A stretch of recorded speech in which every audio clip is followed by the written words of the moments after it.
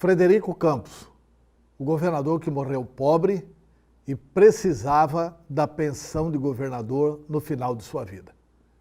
É sobre isso que eu vou comentar hoje no Preto no Branco. Preto no Branco, com Antero Paes de Barros. Olá, amigos e amigas do pnbonline.com.br. Nestes dias em que há realmente uma condenação antecipada da política, o que é muito ruim para o Brasil, porque não haverá solução nenhuma de qualquer problema brasileiro, a não ser pela política, Mato Grosso perdeu um dos governadores mais honestos que nós tivemos em todos os tempos. Nós perdemos Frederico Carlos Soares de Campos, Frederico Campos, ex-prefeito de Cuiabá, que chegou a ser demitido por telefone pelo ex-governador Pedro Pedrocian, na época em que era indicado. E depois ele foi prefeito de Cuiabá eleito. Frederico Campos foi governador de Mato Grosso, também indicado. Todos os políticos de Mato Grosso diziam que seria Canelas ou Vicente Vuolo. Um dos dois seria o preferido dos generais de plantão para a indicação ao governo do estado de Mato Grosso. E aí, para a surpresa de exatamente toda a classe política, os militares escolheram Frederico Campos. Eles haviam se esquecido de que Frederico era sobrinho do general Dilermando Gomes Monteiro, que havia chefiado o 2º Exército em São Paulo, numa época áurea da ditadura brasileira. E o general Dilermando era uma das pessoas mais respeitadas no Exército brasileiro. E aí o Frederico foi indicado. Depois disso, depois de ter sido governador, o Frederico se candidata a prefeito de Cuiabá.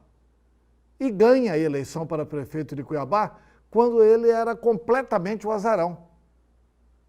Eu me lembro assim, Meirelles fazia comício para 25, 30 mil pessoas, naquela fase áurea dos comícios. Roberto França fazia comício para 25, 30 mil pessoas. E o Frederico andava sozinho nas ruas, com um pouquinho de santinho, percorrendo a 13 de junho, de venda em venda, como o cuiabano dizia na época, de comércio em comércio, entregando o santinho dele e pedindo voto. No comício de encerramento do Frederico, não tinha 1000 pessoas. Todo mundo achava que Frederico tinha perdido a eleição. No dia da eleição, milhares de pessoas com a camisa do Roberto França.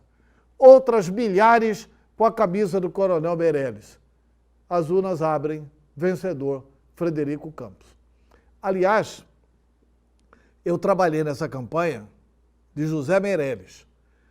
E foi a primeira oportunidade que eu tive de conhecer uma pesquisa realmente de qualidade, que foi da Census de Belo Horizonte, e a Census 10 dias antes da eleição, porque nós estávamos criticando muito o Roberto França. E a Census veio aqui e disse o seguinte: olha, parem com isso. O adversário, quem tem toda a chance de ganhar a eleição, é Frederico Campos. Ninguém via isso na rua. E ele acabou ganhando a eleição. Depois de tudo isso, depois de ter sido prefeito 2 vezes, depois de ter sido governador de Mato Grosso, nos últimos dias de sua vida, Frederico Campos vivia a percorrer os gabinetes de deputados, senadores, para que falassem com ministros do Supremo Tribunal Federal, porque se fosse tirada a pensão alimentícia, ele não tinha do que sobreviver. Sabe o que significa isso? Que ele tratou com seriedade a gestão pública. E como é que surgiu essa pensão dos governadores? Surgiu com outro ex-governador que também morreu pobre, que foi João Ponce de Arruda, que foi governador de Mato Grosso antes da década de 60. Quando ele morreu, não tinha dinheiro para sua família, e aí foi aprovada a pensão dos governadores. Olha, eu acredito muito na vida, Acho que o Frederico Campos está vivendo uma outra forma de vida.